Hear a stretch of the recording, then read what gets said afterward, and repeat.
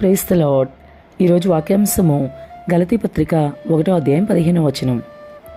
తన కృపచేత నన్ను పిలిచిన దేవుడు నేను అన్యజనుల్లో తన కుమారుని ప్రకటింపవలనని.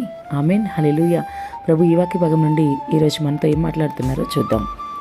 మరి అలనాడు గలతీలకి అపొస్తలుడైన పౌలు రాస్తూ ఈ మాట అంటున్నాడు, తన కృపచేత నన్ను పిలిచిన దేవుడు నేను అన్యజనుల్లో తన కుమారుని ప్రకటింపవలనని. ఆమెన్.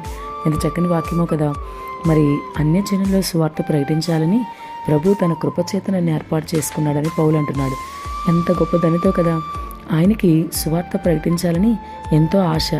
ఆ ఆశని మరి నెరవేర్చుకోవడానికి ప్రభు తనకి కృప చూపించారు అంటున్నాడు. అంటే చేసే పని మీద ఎంతో ప్రేమ ఉంది కాబట్టి, ఆ పని చేయాలన్న ఆసక్తి పౌలుకు ఉంది కాబట్టి ప్రభు కృపచేత ఈ విధంగా నాకు సహాయం చేశాడు అంటున్నాడు. మరి ఈరోజు చాలామంది దేవుని పని చేస్తారు, కొంతమంది చేస్తారు కానీ ఇష్టంగా చేయరు, సనుగుతూ గొణుగుతూ చేస్తారు. మరి ఇలాంటి వారందరూ కూడా పౌలు మాటలు ఆదర్శంగా తీసుకోవాలి కదా. పౌలుకి చాలా ఆసక్తి దేవుని ప్రకటించాలని, సువార్త చేయాలని. ఆ ఆసక్తితో, ఆ ప్రేమతోనే ఆయన ఏమంటున్నాడంటే కృపచేత నన్ను పిలిచిన దేవుడు అంటున్నాడు కదా. కృపచేత పిలిచాడు దేవుడు. నిజమే, ఆయన పని చేయాలంటే ఎంతో ధన్యత కదా. మరి ఆ ధన్యత ఊరికనే ఇవ్వడు దేవుడు, ఎంతో కృప చూపిస్తేనే. కాబట్టి ఈరోజు చాలామంది సాకులు చెప్పేవాళ్ళు ఉన్నారు కదా. ఈరోజు కాదు, రేపు కాదు, ఎల్లుండి వాయిదాలు వేసేవాళ్ళు. వీళ్ళందరూ కూడా ఏం నేర్చుకోవాలంటే మరి అపొస్తలుడైన పౌలు వలె అటువంటి ఆసక్తి కలిగి, మరి ఒక దగ్గర అయితే పౌలు చాలా వాక్యం బోధించాలని ఆతురత గలవాడే ఉన్నాడు అన్నది.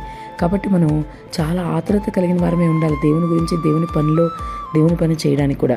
పౌలుని ఆదర్శంగా తీసుకుని అన్ని విషయాల్లో కూడా ప్రభు నీకు ఏదైతే చెప్పారో మరి ఆ పని నువ్వు చేయడానికి ఈరోజు వింటున్న సహోదరా నువ్వు సిద్ధంగా ఉన్నావా? మరి వాక్యంలో చాలా చక్కగా గలతీ సంఘానికి రాస్తున్నాడు పౌలు.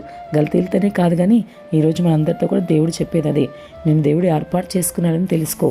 ఆయన ప్రణాళిక ప్రకారమే నీవు అక్కడ ఉండవలసి ఉంది. కాబట్టి తప్పకుండా నీవు దేవుని రాజ్యానికి వారసుడు అవ్వాలి, దేవుని పని చేయాలి.